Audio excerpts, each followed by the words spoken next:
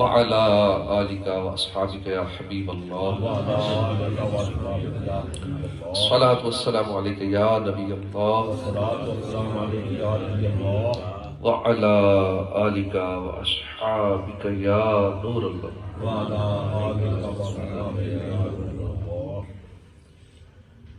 فرمان آخری نبی رسول ہاشمی صلی اللہ علیہ وآلہ وسلم، جو بندہ شوق اور محبت کے ساتھ 3 مرتبہ دن میں اور 3 مرتبہ رات کو مجھ پر درود پاک پڑھے تو اللہ عز و جل پر حق ہے کہ اللہ اس بندے کے اس دن اور اس رات کے گناہ بخش دے۔ اسی حدیث پاک کو ذہن میں رکھتے ہوئے اسی نیت سے ہمیں دن میں 3 مرتبہ 1-2 سیکنڈ کی بات ہے اور 3 مرتبہ رات کو درود پاک پڑھ لیں کہ اس کی برکت سے اللہ ہمارے دن کے بھی رات کے بھی گناہ بخش دے۔ تو ابھی بھی 3 مرتبہ رات ہے تو 3 مرتبہ اسی نیت سے پڑھ لیتے ہیں۔ صلو علی الحبیب صلی اللہ علی محمد صلی اللہ علی محمد صلی اللہ علیہ وآلہ وسلم۔ اللہ کے نیک بندوں کا جہاں ذکر ہوتا ہے اللہ کی رحمتوں کا نزول ہوتا ہے۔ یہاں گھر میں خیر و برکت کے لیے بھی اس محفل کا اہتمام کیا گیا تاکہ ان کے گھر پر اپنی رحمتوں کا اللہ پاک نزول فرمائے، برکتیں نازل ہوں۔ تو جہاں بھی اللہ والوں کا ذکر ہوگا، نیک لوگوں کا، صالحین کا ذکر ہوتا ہے، اللہ کی رحمتیں نازل ہوتی ہیں۔ اور غوث پاک ولیوں کے سردار ہیں۔ غوث پاک کا ذکر بھی ہم اس نیت سے کرتے ہیں کہ برکتیں حاصل کرنے کے لیے۔ قرآن پاک میں ارشاد ہوتا ہے پارہ 21 سورہ لقمان آیت نمبر 15 میں اللہ پاک فرماتا ہے وَاتَّبِعْ سَبِيلَ مَنْ أَنَابَ إِلَيَّ، اور اس کی راہ پہ چل جو میری طرف رجوع لایا۔ اس آیت کریمہ میں ہمیں ان لوگوں کے راستے پر چلنے کا حکم دیا گیا جو اللہ کی طرف رجوع کرنے والے ہیں، یعنی اللہ کی کمال فرما برداری کرنے والے ہیں، اللہ کا حکم ماننے والے ہیں، ان کی طرف رجوع کرنے کا حکم دیا گیا۔ اب یقیناً اس دنیا میں سب سے زیادہ جو اللہ کی طرف رجوع کرنے والے، سب سے زیادہ اللہ کی فرما برداری کرنے والے تو ہمارے آقا صلی اللہ علیہ وسلم کی ذات ہے۔ پھر آپ کے واسطے سے صحابہ کرام ہیں جو اللہ کی طرف زیادہ رجوع کرنے والے ہیں، پھر اولیاء کرام اللہ کی طرف رجوع کرنے والے ہیں، امام اعظم ابو حنیفہ بھی اللہ کی طرف رجوع کرنے والے ہیں، داتا علی حجویری بھی اللہ کی طرف رجوع کرنے والے، خواجہ معین الدین چشتی اجمیری، بابا فرید، اسی طرح اعلیٰ حضرت رحمۃ اللہ علیہ، تاجدار گولڑا پر امام سرکار، جتنے بھی اولیاء کرام ہیں یہ اللہ کی طرف رجوع کرنے والے ہیں۔ اب گویا کہ آیت کا مطلب یہ بنے گا کہ اے انسانوں ہمارے محبوب صلی اللہ علیہ وسلم کے راستے پر چلو، صحابہ کے راستے پر چلو، اہل حق علماء، عاشقان رسول علماء کے راستے پر چلو، اولیاء کرام کے راستے پر چلو۔ کیوں؟ اس لیے کہ یہی لوگ حق کے راستے پر ہیں، یہی لوگ جنت کے راستے پر ہیں، یہی لوگ اللہ کے راستے پر ہیں، یہی صراط مستقیم پر ہیں۔ لہذا جب ہم ان کی پاکیزہ سیرتوں سے روشنی حاصل کر کے ان کے جو فرامین ہیں، ارشادات ہیں، ان کو پڑھ کر، سمجھ کر، عمل کر کے ان لوگوں کے راستے پر چلیں گے، ان ہستیوں کے راستے پر چلیں گے تو ان کے صدقے ہم بھی سیدھے راستے کے مسافر بن جائیں گے، اور ان کے جب سیرت میں چلیں گے، ان کے نقش قدم پر چلیں گے تو چلتے چلتے جنت میں پہنچ جائیں گے، کیونکہ اللہ کیے جانے سے اللہ نہ ملے، اللہ والے ہیں جو اللہ سے ملا دیتے ہیں۔ تو اللہ والوں کا تذکرہ ہے تو غوث پاک کا ذکر ہم اسی آیت کریمہ پر عمل کرتے ہیں، غوث پاک کا تذکرہ کرتے ہیں تاکہ غوث پاک چونکہ اللہ کی طرف رجوع کرنے والے ہیں، اللہ کی کمال اطاعت فرما برداری کرنے والے ہیں، اور اللہ نے خاص مقام عطا فرمایا مرتبہ یوں تیرا خالق نے بڑھایا یا غوث، اولیاء کا تجھے سلطان بنایا یا غوث۔ میں نکما تو کسی کام کے قابل ہی نہ تھا، مجھ سے بیکار کو تم نے ہی نبھایا یا غوث۔ شہنشاہ بغداد کی شان بہت رفع و اعلیٰ ہے، چاہے آپ عبادت کے حوالے سے دیکھیں، بچپن میں پیدا ہوتے روزہ رکھ لیا تھا، بچپن کی بڑی کرامات ہے، بہت ساری باتیں ہیں، بہت سارے پہلو ہیں۔ ہم صرف ایک نصیحت غوث پاک نے جو کی ہے اس کو سنتے ہیں، پھر عمل کرنے کی کوشش کریں گے انشاءاللہ۔ ایک کتاب ہے غوث پاک کی، فتوح الغیب۔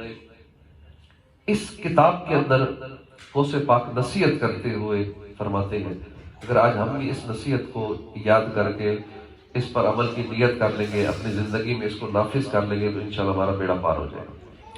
بڑی مختصر سی نصیحت ہے اور جامع ہے، اور سمندر کو کوزے میں بند کیا۔ آپ فرماتے ہیں کہ مسلمان ہر حال میں، ہر وقت، گرمی ہے، سردی ہے، خوشی ہے، غمی ہے، جس حال میں بھی ہے، چاہے مصروف ہے چاہے فارغ ہے،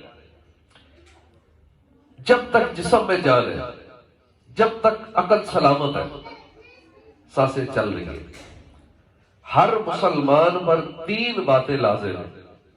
امر یمتثلہ، شریعت کے حکم پر عمل کریں، نہی یجتنبہ، شریعت کی منع کی ہوئی باتوں کو چھوڑ دیں، قدر یرضی بہ، تقدیر پر راضی ہو جائے، جو اللہ نے لکھ دیا قبول کر لیں کہ جو سوڑا میرے دکھ میں راضی میں سکھ نہ چلے باؤ۔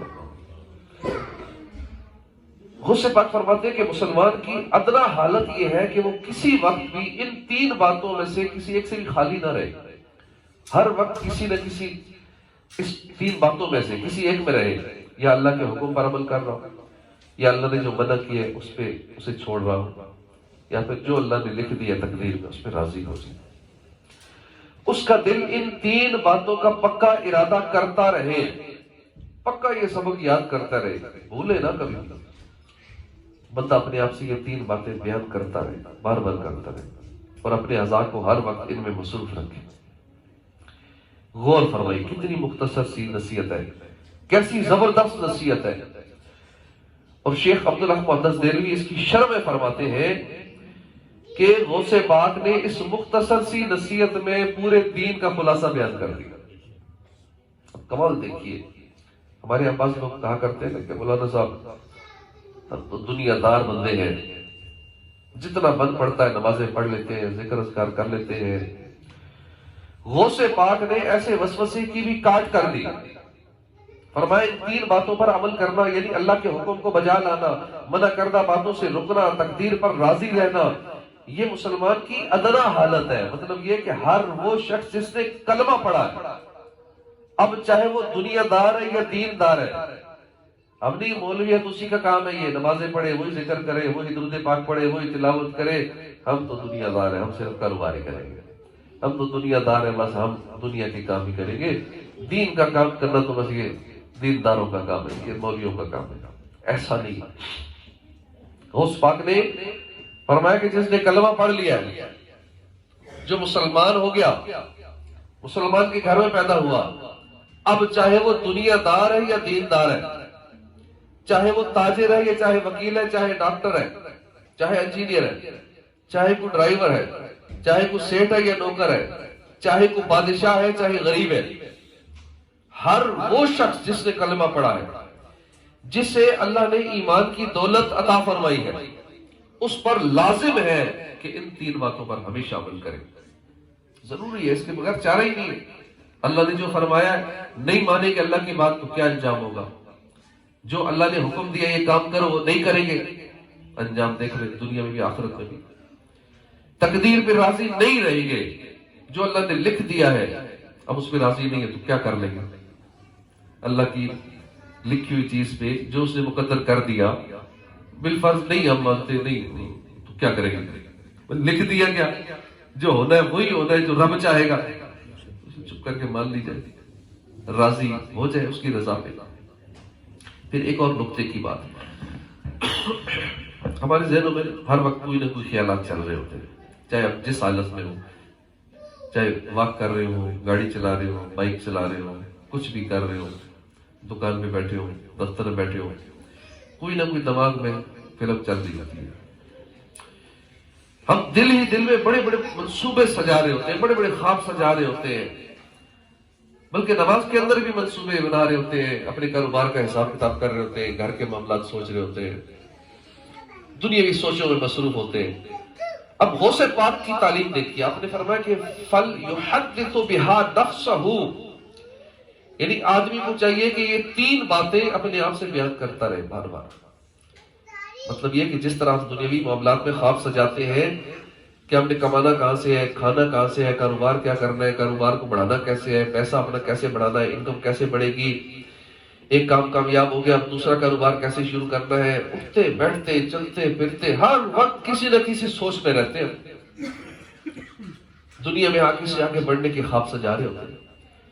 غوث پاک نے گویا ہمیں یہ درس دیا کہ تم دنیاوی معاملات میں ٹھیک ہے خواب سجاتے رہو، منصوبے بناتے رہو، ایسی سوچیں جو فضول ہیں وہ چھوڑو، یہ سوچو کہ میں اللہ کے احکامات پر کتنا عمل کر رہا ہوں. یہ سوچو، صرف دنیاوی ٹینشنوں میں ہی پڑے رہو گے. یہ کیوں نہیں سوچتے کہ میرا مرنے کے بعد کیا بنے گا؟ یہ سوچو کہ اللہ کے احکام پر کتنا عمل کر رہا ہوں، کمی ہے تو کمی دور کیسے کرنی. یہ سوچو کہ اللہ نے جن باتوں سے منع کیا ہے میں ان کاموں سے کتنا رکتا ہوں، کمی ہے تو دور کرو. تم ان باتوں کے متعلق سوچنا شروع کر دو، ان کاموں کو کرنا شروع کر دو. اللہ نے چاہا تو تمہاری دنیا بھی اچھی ہو جائے گی، تمہاری آخرت بھی اچھی ہو جائے گی. تو یہ ہم نیت کرتے ہیں، ان باتوں کو اپنے ذہن میں بٹھا لیتے ہیں کہ شریعت کے احکام کو بجا لانا ہے. نماز کا حکم ملا، چپ کر کے نماز پڑھ لی، 5 نمازیں پڑھ لی. حرام سے بچنے کا حکم ملا، حرام سے بچنا ہے، حلال کمانا ہے. جھوٹ منع کیا گیا، جھوٹ نہیں بولنا. غیبت کبیرہ گناہ ہے، نہیں کرنا. جو عبادات اللہ نے ضروری کی ہیں وہ کام کرنے، جو اللہ نے مقدر کر دیا اس پہ راضی رہنا. جس حال میں اللہ رکھے الحمدللہ، اللہ کا شکر ادا کرنا. واویلا نہیں بچانا، تقدیر پر ہمیشہ راضی رہنا، بے صبری نہیں کرنی. مصیبت آئے، پریشانی آئے، شور نہیں ڈالنا، واویلا نہیں مچانا، اللہ کی رضا میں راضی رہنا. اللہ پاک ہم سب کو اس سبق آموز نصیحت پر عمل کی توفیق عطا فرمائے. از پائے غوث اعظم ولایت، اپنی رحمت سے فرما عنایت، اپنے نبی کی ولا کی میرے مولا تو خیرات دے. تو ان 3 باتوں کو آج یاد رکھ لے. آج کا یہی ہمارا اہم سبق ہے کہ غوث پاک نے جو ہمیں نصیحت کی ہے اس پہ عمل کریں گے تو انشاءاللہ ہمارا بیڑا پار ہو جائے گا. اور ایک اور بڑی پیاری نصیحت غوث پاک نے کی ہے کہ اللہ کا پیارا بننا چاہتے ہیں تو اللہ کے عیال کا خیال رکھنا شروع کر دیں. عیال کہتے ہیں جس طرح ہمارے بچے ہوتے ہیں، اہل و عیال ہوتے ہیں، جس پہ عیال کہتے ہیں جس کی کھانے پینے کی ذمہ داری ہمارے اوپر ہوتی ہے، ہمارے عیال ہیں. تو مخلوق اللہ کی عیال ہے. ہم مخلوق کا فائدہ کرنا شروع کر دیں، مخلوق کی بھلائی کرنا شروع کر دیں کہ میرے ذریعے کسی کا کیا فائدہ ہو سکتا ہے، میں اگر کسی کا کوئی بھلا کر سکتا ہوں، کسی کے کام آ سکتا ہوں بغیر کسی لالچ کے کر دوں اللہ کی رضا کے لیے. ہم جب بھی کسی کے کام آتے ہیں ذہن میں یہی ہوتا ہے کہ ٹھیک ہے میں نے بھی کام لینا ہوگا، موقع آئے گا تو میں بھی اپنا کام کہہ دوں گا. یا کوئی دنیاوی لالچ ہوتا ہے، یا کوئی اور ریوارڈ ملنا ہوتا ہے، یا اس کا بدلہ ملنا ہوتا ہے، یا پیمنٹ ملنی ہوتی ہے، یا کچھ تعریف کے چلو کلمات ہی مل جائے. بس کا اللہ والے ایسے بھی تھے کہ اگر کسی پہ احسان کرتے یا کسی کی مالی مدد کرتے یا کسی کا کوئی فائدہ کرتے تو یہ بھی نہیں کہتے تھے کہ دعا کرنا. ہم کہتے ہیں نا کسی کی ہیلپ کر کے دعا کرتے ہیں، وہ کہتے ہیں نا میرے لائف کو خدمت یا اس کی کچھ رقم کچھ چیز بس دعا کر دینا، بس دعا کر دینا. اللہ والوں کی سوچ یہ ہوتی دعا بھی نہیں کرواتے تھے کہ کہیں ایسا نہ ہو کہ میرا اس نے یہ کیا ہوا احسان یا اس کی ہوئی مدد کہیں دنیا میں دعا کی صورت میں بدلہ نہ ہو جائے اور میں قیامت والے دن اس کے اجر سے محروم نہ ہو جاؤں. کیونکہ دنیا میں تو نے بدلہ لے لیا، اس نے تجھے دعا دینی تھی دے دی، وہی معاملہ ختم ہو گیا. آخرت کے لیے تو کچھ نہیں بچایا. تو اس لیے ہم جو بھی کسی اللہ والے کی مدد کریں، اللہ کی مخلوق کی ہیلپ کریں، کسی پہ احسان کریں، کسی کا فائدہ ہو جائے ہمارے ذریعے تو وہ خود ہی کر دے دعا تو ٹھیک ہے، ہم کچھ بدلہ طلب نہ کریں، بدلہ صرف اللہ کی ذات سے، کہ اللہ پاک آخرت میں ہمارے لیے یہ سارا کچھ بچا کے رکھے، جس وقت ہمیں ان چیزوں کی ضرورت ہوگی، جس وقت ہمیں نیکیوں کی حاجت ہوگی، اللہ اس وقت ہماری مدد کرے، ہمیں نیکیاں دلا کے، ہمارا میزان پر پلڑا بھاری بنا کے، پل صراط پار کرا کے جنت میں داخل کر دے۔ بس یہی اصل کامیابی ہے کہ جو جہنم سے بچ گیا، جنت میں داخل ہو گیا، وہ کامیاب ہو گیا۔ تو اللہ پاک ہمیں دونوں جہان کی بھلائیاں عطا فرمائے اور جنت الفردوس میں اپنے حبیب کا پڑوس عطا فرمائے۔ اور یہ اللہ کا پیارا بنانے والا عمل ہے، اللہ کی مخلوق کی مدد کرنا کسی صورت میں مدد ہو سکتی ہے، کہ مسلمان کے دل خوش کر دینا، یہ بھی بڑی بات ہے کہ کسی کا ہم نے مسکرا کے دل خوش کر دیا، کچھ بات کر کے دل خوش کر دیا۔